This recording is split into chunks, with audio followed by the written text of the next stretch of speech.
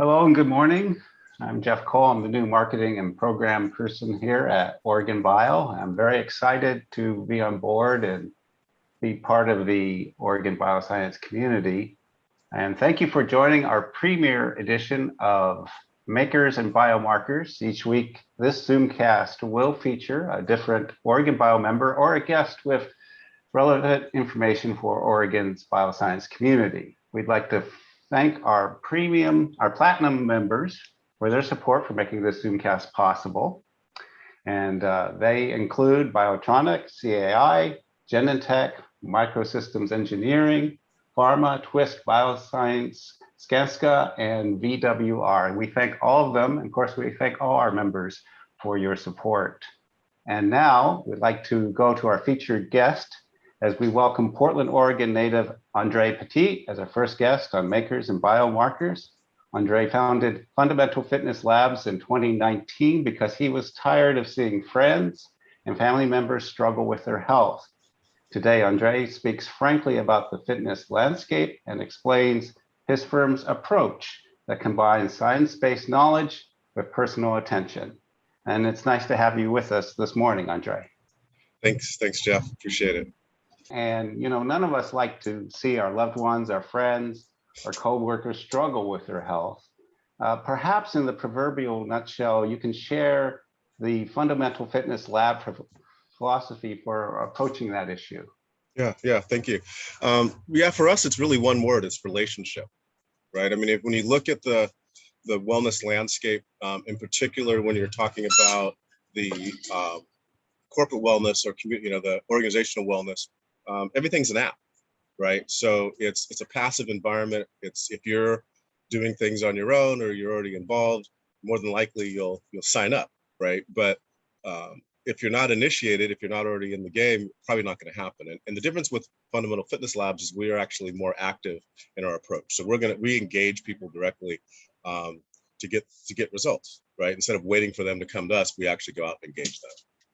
And then once we do, we have a very one-on-one format, right? Our idea is that we're high touch and high tech, right? So we use the technology, especially the machine learning work that we're going to be doing here in the near future, to make it simple for the computer to do the things the computers can do, right? To allow us as folks in the environment to actually engage people individually with the extra time we've created, right? So we're using machine learning to actually be more high touch, not ignore people. So that's really going to be that's the real difference between us and what I see in the landscape as a whole. Well, that's awesome. How do biomarkers play a role in your approach? Yeah, that's awesome. In fact, I got a slide I want to share because it'll help. The biggest thing that the biomarkers, so you talk about a lot of biomarkers we hear about are dealing with cancer and other things, right? So it's dealing with illness, right? So these are biomarkers that really talk about longevity. And that's really our focus as a company, is how do we get people into longevity? And as you look at these, you'll notice there's one distinct thing that's missing from this list, right? And it's one that we all focus on all the time, which is body weight. But you see it's not on here, right? Because what's important, that's not what's important when you talk about actually moving people along for longevity, right?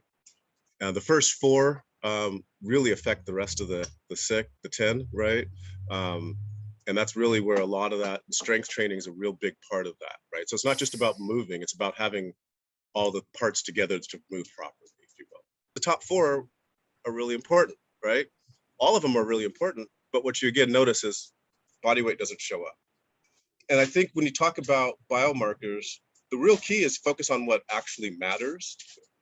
And so what we're focused on things that are actually relevant for longevity. So Andre, when I look at this list and when I think about, measuring biomarkers, and we know there's a whole movement in bioscience and in medicine for patient-specific care.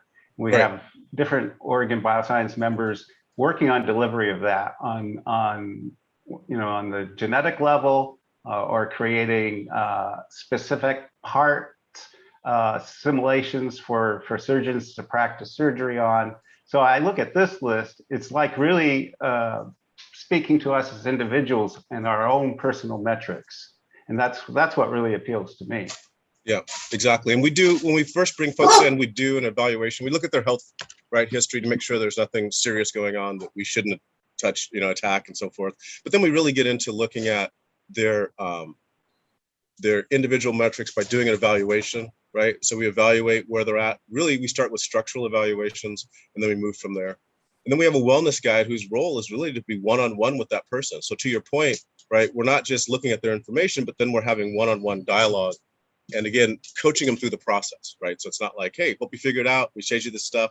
Good luck. It's, we're going to be in touch with you on a regular basis. Again, using humans on the one-on-ones to actually talk to people, and then using the follow-up mechanisms from our machine learning work and the rest of our app, if you will. Yeah, because I know one of the things that you've touched on as an example, I mean, we're all individuals. We have different bone structure, different bone weight. Yeah.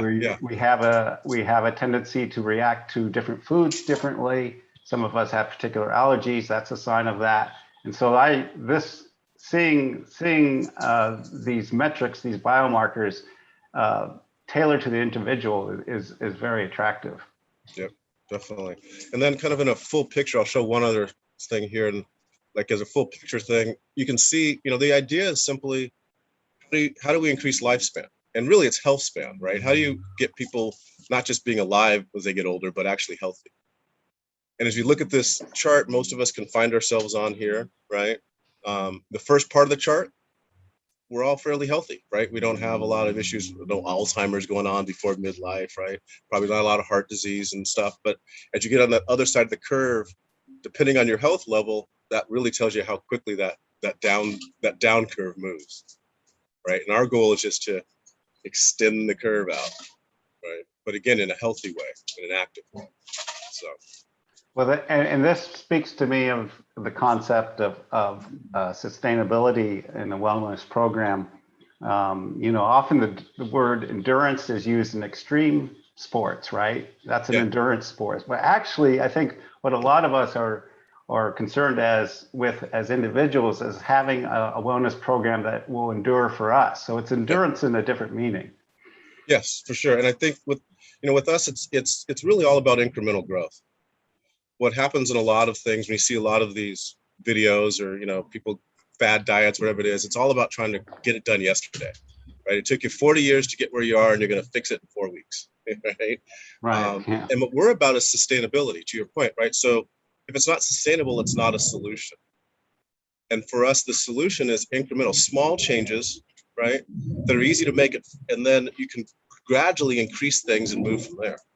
So when we do an evaluation, we pick one thing that we want to adjust. We pick one thing that we want to make a little bit different on the nutrition side, and then also on the movement side, and that's it. And then over the course of the month, make sure that happens. If they're moving quickly, we can add something else. If it's not happening, we can slow down. But really sustainability, and it's, and I said this, I think when we talked earlier, right? If someone's trying to do push-ups, they can't do any. If you can just do one more push-up a month, in 5 years, you're doing 50 push-ups. But if I told you in 5 years you'd be doing 50 push-ups, you'd say I was crazy, right? And so, because you think you got to do them all today. And so sustainability happens with finding incremental growth that you can sustain and then add on to over time. Well, I really like this chart. It really speaks to, I think, what you're saying in terms of sustainability.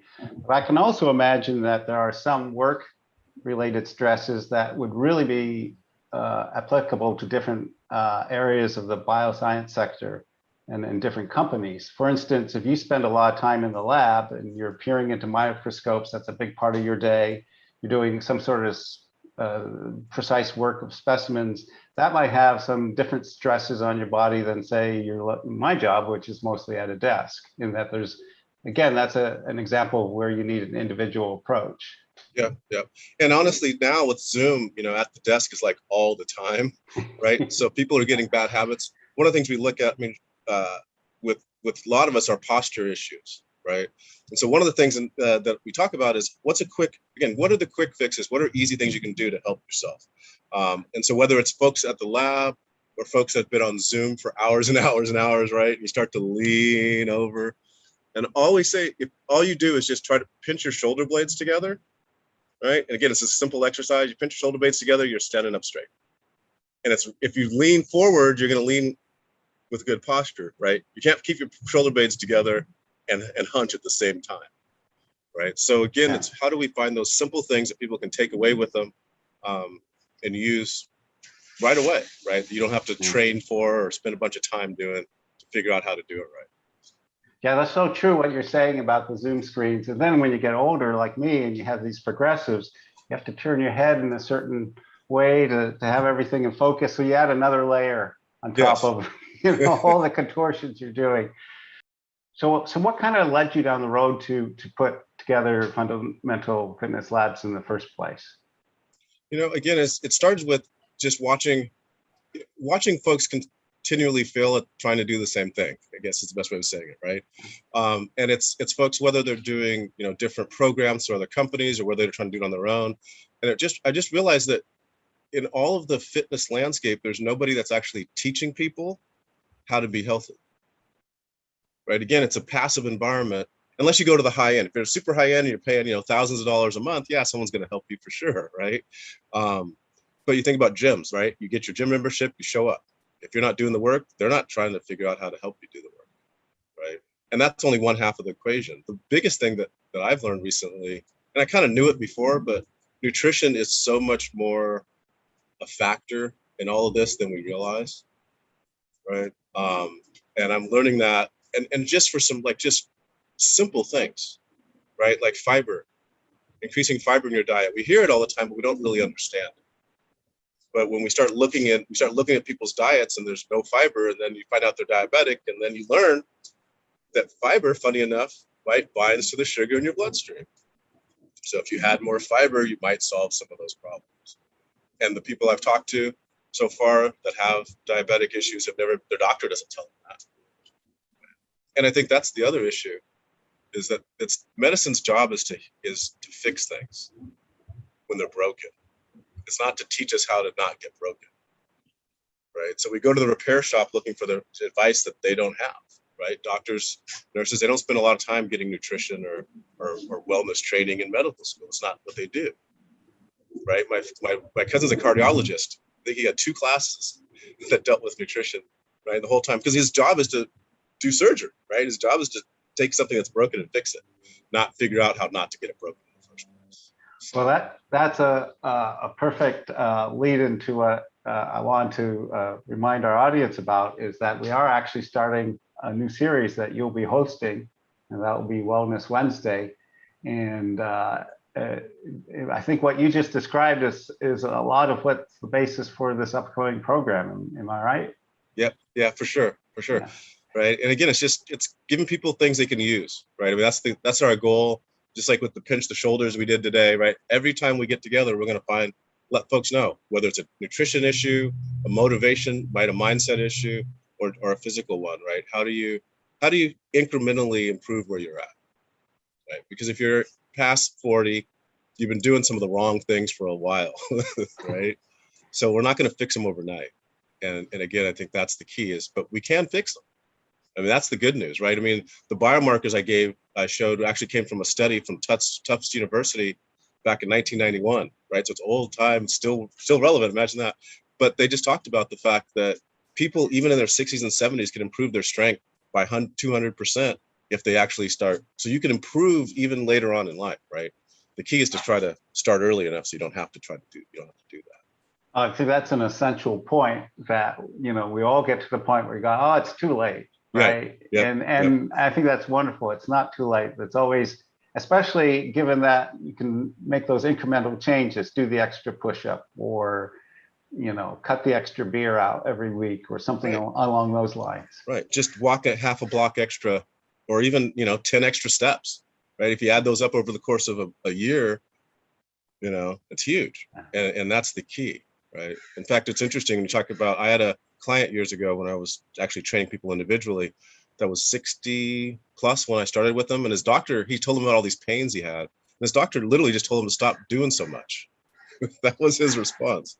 And so me and the guy got together, and within 3 years he was actually jogging again, right? It didn't happen in 3 weeks, right? It was 3 years, but it's incremental. Do a little bit here, a little bit there, and completely changed, right? So that curve of sitting and doing nothing would have taken him this way, where we extended that process at 65, right? So yeah, it's never too late. It's never too late. So. Yeah, I'm familiar with, a bit of the yoga therapy world, and that also ties into that. And the whole idea of movement is that, yeah, if you stop moving, then you have collateral impacts. Yes. On your health. Yes. And so, yeah, you have to move the right way, especially in specific situations. But the idea that you just simply rest and stop moving has repercussions. Yes, drastic ones, to say the least. Right. And that's our society. That's what happens. We get to a point where we work, it's that spiral. You're either going to go this way or you're going to go this way. Right. But you don't just sit still, right? Unless you're really good at treading water, which doesn't really happen. Right. And so once you stop moving, well, how do you get started again? And again, it's about movement, right? Exercise for a lot of people is a bad word, right? But movement is different. And I tell folks all the time, my mom spends 2 to 3 hours in her garden, and she lives in Arkansas. So she has to get up early in the morning to go garden. She would never get up early in the morning to go to the gym. And she wouldn't spend 2 hours there and then on accident spend an extra hour, right? But movement that you enjoy is an exercise, right? And that's really a lot of what we do also, is encourage people, help people find those things they lost that they love to do, that were physical, right? Whatever they were, and help them get back to doing those. So as kind of a question to sort of begin to wrap up, for different companies on company-wide level that may have a wellness type program or certain type of program along those lines, what kind of advice would you give for HR departments or other departments and companies that in looking for a good wellness program for their company? At the end of the day, I think engagement's the key, right? And that's why we do that. If you look at most of the folks in the industry, if the HR department's responsible for doing everything, they're not wellness people, is probably not going to move very far. Not to mention they have a full-time job already, right? So finding someone you can partner with that's going to actually help you do the work, or in our case, take over the work for you, is going to actually allow things to happen. Again, it's an engagement process, right? If you look at most wellness plans, the people that sign up are the ones that are already working out, and they get a bunch of points for signing up. But they don't really engage the folks that they're trying to target, which are the folks that are immobile or not as active. And so if you got to find a wellness program that really is going to engage your employees and make it interesting, make it again, if it's not fun and easy, we're not going to do it, especially to start, right? So that's why you see a lot of gamification happening, a lot of those kinds of things, trying to get people excited about working out or moving, right? So we're not saying exercise. So I guess I can imagine that a personal approach really kind of relates to accountability and having, kind of a commitment from both ends. Exactly. Yeah. Yeah. And it's funny what we do if we know someone's watching, right? Even if they're not watching, but they're going to call you in a day or two, or you better have something done, right? It's just, right? I mean, the laws of management is to inspect what you expect. And I think that happens with people in their programs, even if they just have a friend, right? If it's just two people that are friends and they workout buddies, right? If you don't show up, you let someone else down. So yeah, it's a big, we're human beings. We're very, as much as we try to pretend we're not, we're extremely social beings, right? And that's support. Because one of the biggest issues with a lot of self-reporting is people lie, right? Because they want to look good, right? So, if they're your friend, if they like you, if they know you, if they trust you, they'll tell you the truth. Yeah. Right. So when I ask people's food logs, it's like, look, no judgment. We just need to know what's really going on to help. And so that relationship's real important to help that happen. Well, Andre, it's been a delight to talk with you today and learn more about fundamental fitness and your philosophy on wellness. And I'm looking forward very much to Wellness Wednesdays starting in September. And we will certainly have a lot of promotion along those lines. And I wanted to thank everyone for joining us today. And are there any last minute questions for anyone? If you want to raise your hand and put it in chat, otherwise We look forward to seeing you at another one of our Oregon Bioscience programs.